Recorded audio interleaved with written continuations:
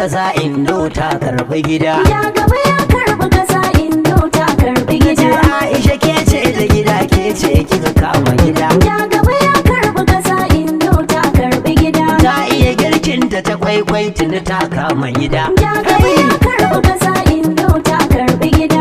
Aisha ga tsafta a tuni har ta gama gyara gida. Ya gaba ya karbi kasa Indo ta karbi gida. Ga ilimi ga addinin tarbiyya ta gida. Ya gaba ya karbi kasa Indo ta karbi gida. Indo zuwa da kamala ko waje ko a gida. Ya gaba ya karbi kasa Indo ta karbi gida. Indo Aisha Indo a'a ita ce a gida. Ya gaba ya karbi kasa Indo ta karbi gida. Matar Alhaji Dauda Indo ta shiga gida. Ya gaba ya karbi kasa Indo ta karbi gida. Gidan masa murmushi na mata ya zauna a gida. Ya gaba ya karbi kasa Indo ta karbi gida. Gidan masa girkin ki ya bar ma hula ta ya gida. Ya gaba ya karbi kasa Indo ta karbi gida. Aisha ke ce a gida, mata bursa mai gida.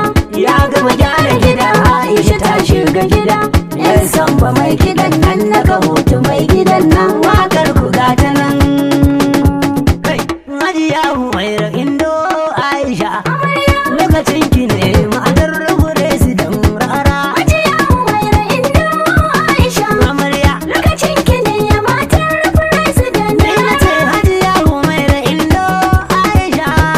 Lokacin ki ne matar Furesidan rara. Hajiya Humaira Indo Aisha. Amarmar. Lokacin ki ne ya matar Furesidan Aisha Humaira mai kyau da tozali.